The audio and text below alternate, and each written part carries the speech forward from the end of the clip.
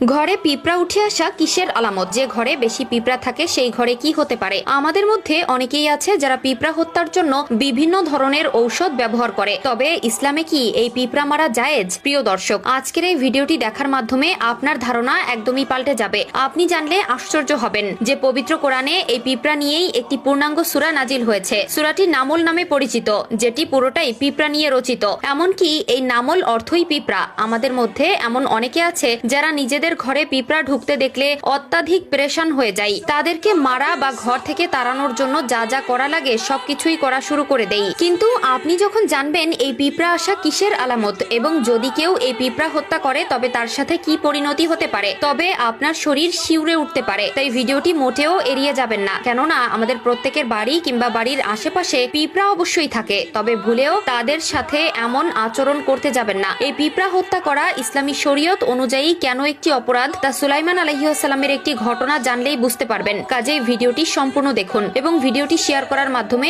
আপনার সকল মুসলিম ভাই ও বোনদেরকে জানিয়ে দিন এই বিষয়টি সম্পর্কে। এবং আপনার ঘরেও যদি মাঝে মধ্যে পিঁপড়া দেখা যায় তবে অবশ্যই একবার আলহামদুলিল্লাহ লিখে কমেন্ট করবেন। তো চলুন হযরত সুলাইমান আলাইহিস সালামের ঘটনাটি জেনে আসা যাক। প্রিয় দর্শক, হযরত সুলাইমান আলাইহিস সালাম একদিন একটি নদীর কিনারে বসে আল্লাহর ধ্যান এবং খেয়ালে মগ্ন হয়েছিলেন। ঠিক সেই সময় আল্লাহর এক কুদরতি দৃশ্য দেখে অবাক হয়ে গেলেন। তিনি লক্ষ্য করলেন একটি পিঁপড়া তার মুখে কিছুটা খাবার নিয়ে নদীর কিনারের দিকে যাচ্ছে। পিঁপড়াটি আস্তে আস্তে সামনের দিকে যেতে যেতে নদীর একদম শেষ সীমানায় পৌঁছে গেল এবং অপেক্ষা করতে থাকলো। সে সময় হযরত সুলাইমান আলাইহিস সালাম লক্ষ্য করলেন যে সময় পিঁপড়া নদীর কিনারে উপস্থিত হলো তখন সঙ্গে সঙ্গে পানির ভিতর থেকে একটি ব্যাঙ উপরে উঠে আসলো। তারপর ব্যাঙটি তার মুখ খুলে বসে থাকলো এবং পিঁপড়াটা আস্তে আস্তে হেঁটে হেঁটে ব্যাঙের মুখের ভিতরে চলে গেল। সুলাইমান আলাইহিস সালাম তখন ভাবলেন হয়তো ব্যাঙটি পিঁপড়া খেয়ে ফেললো, কিন্তু ব্যাঙটি পিঁপড়াকে তার নিজের মুখের ভিতরে ঢুকিয়ে মুখ বন্ধ করে একদম পানির নিচে চলে গেল। ঠিক কিছুক্ষণ পর ব্যাঙ আবার পানির উপরে চলে আসলো